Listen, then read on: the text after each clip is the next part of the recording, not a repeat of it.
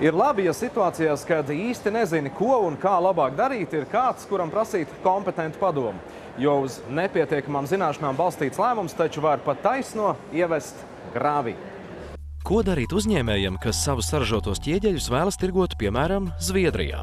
Ir divi varianti. Vai nu uzņēmējs pats mēģina noskaidrot, kas nepieciešams, kādi certifikāti un atļaujas jādabū, vai arī griežas pie profesionāļiem, kas palīdz visu izdarīt daudz ātrāk un vienkāršāk. Šādi profesionāļi strādā uzņēmumā LBRA, kas izveidots uz Latvijas būvmateriālu ražotāju asociācijas bāzes.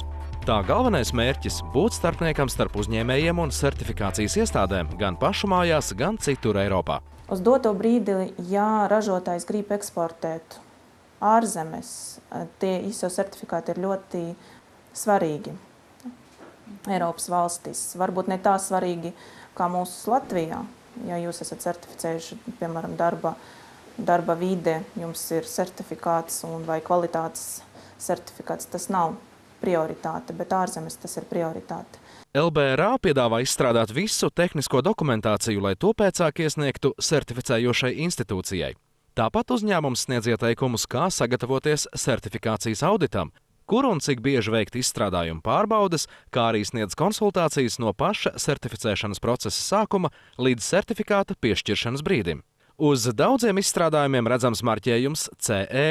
Tas apliecina, ka preces projektēšana un izgatavošana atbilst visām Eiropas Savienības izvirzītajām prasībām, ir veiktas preces atbilstības novērtēšanas procedūras, un tās ražotājs ir ievērojis savus pienākumus saskaņā ar Eiropas Savienības direktīvām. Lai gan certifikācijas process nav lēts, finālā tas sevi noteikti atpelna. Tomēr tas uzliek arī turpmākus pienākumus, jo CE marķējuma certifikātam 2 reizes gadā ir jāveic auditi. Ja uzņēmums jau sevi paguvis apliecināt kā ekonomiski veiksmīgu, tad audits nepieciešams 1 reizi gadā. LBRA vispirms ar klientu pārrunā viņa vajadzības un sniedz konsultāciju, bet pēc tam tiek sagatavots sadarbības līgums. Kad tas noslēgts, LBRA dodas uz certificējumā uzņēmuma ražotni to izvērtēt. Šajā mirklī konsultāciju uzņēmums sāk sadarbību arī ar citām iestādēm, tā skaitā certifikācijas iestādi, lai varētu izstrādāt dokumentāciju. Tad LBRA veic certificējumā uzņēmuma iekšējos auditus un visbeidzot, certifikācijas iestāde Bureau Veritas veic ārējo auditu. Apkopojot visus novērojumus, gala rezultātā tiek piešķirts ISO, CE vai kāds cits certifikāts.